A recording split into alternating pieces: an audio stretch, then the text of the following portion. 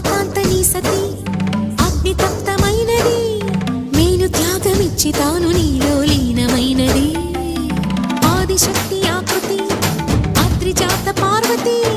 తానువైన ప్రాణధవుని చెంతకు చేరుకున్నది